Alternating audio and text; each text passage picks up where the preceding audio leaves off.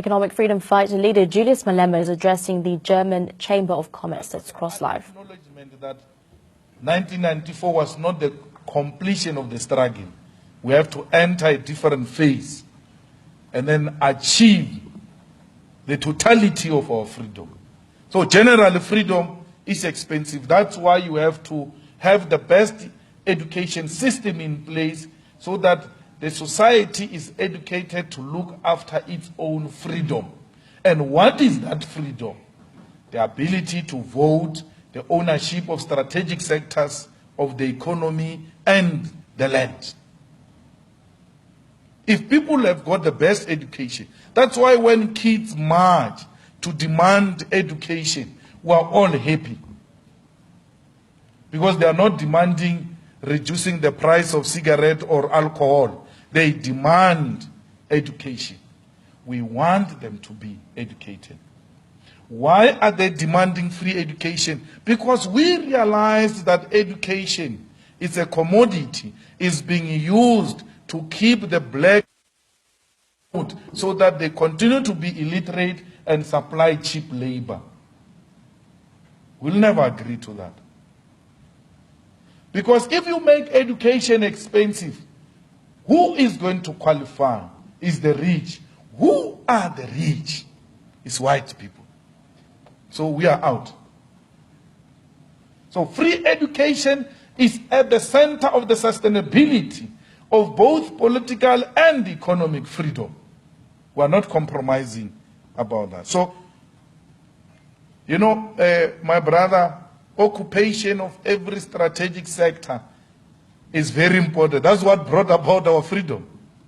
I mean, Bani Mulukwane just left and went to bomb Sasol. There were no people. He just bombed those things, the tanks there in Sasol, just to get an attention that, hey, we are being oppressed here. So we occupy Absa Bank because we want all of you who bank with Absa and all banks in South Africa to say, what's happening? Pay attention. Then once you pay attention, come, let's talk. What are you giving us? We must exchange here. Because if we negotiate from public platforms and rallies, you don't even come to rallies. West. Where are we going to find you? You are in the bank. That's where we're going to find you. You are in the bank. We're going to find you in the bank, and then we're going to have your attention in the bank, then we'll talk properly.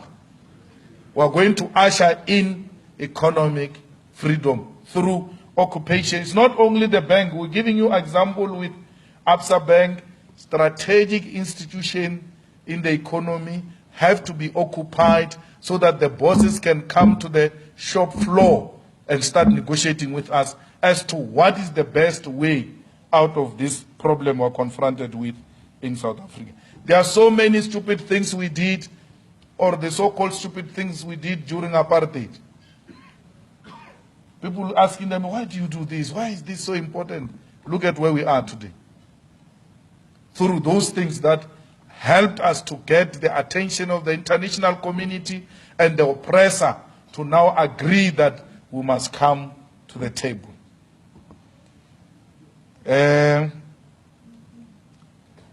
Well, it's not only me who have to ensure that people get what I promised during our struggle.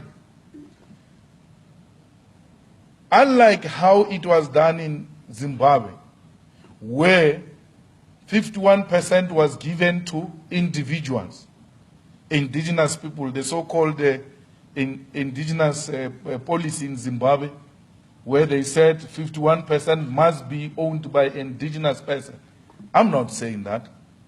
I'm saying you remain the boss. You are there. But invite the workers equally to be the bosses of that company. I'm not saying we're scraping out completely private ownership. I'm calling for partnership with the workers, not with individuals. And the only way it can be done properly is for capital to genuinely partner with workers and don't get them into deep loans and say you have given workers 30% shares, but those shares will be financed by ABSA. They will have to service the debt at ABSA through their dividends. They've been sitting there for far too long. Give them 30%, whatever percent, we want 51%, you can tell us, you can negotiate with your workers, arrive at a conclusion, but the bottom line is, let workers have shares in the company and not individuals. And it's not entirely correct. I mean, you gave an example about Venezuela and other Asian countries.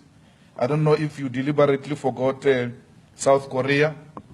I don't know if you deliberately forgot Japan, because the state there owned the strategic sectors of the economy. The state pumped a lot of money into the industries. Toyota, it is what it is today because of state intervention. So it's not true that entirely where state is involved, there is mess. Even where private sector is involved, there is mess. Me and you can agree on a date and just go and listen to cases in Pretoria where private companies get liquidated every day. They are not owned by government, but private individuals.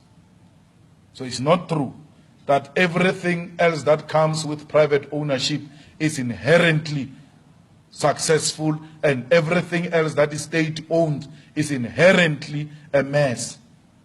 In South Africa, we are owning one company called AXA. It owns the airports.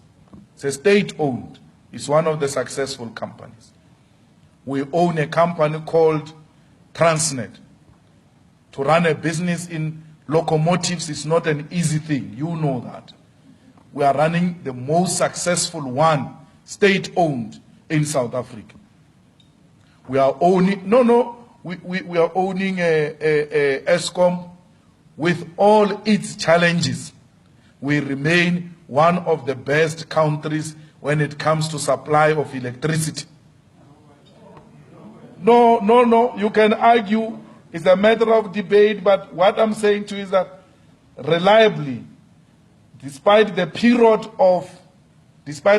of load shedding, which has come to pass, we have electricity in South Africa supplied to our people in a reliable way.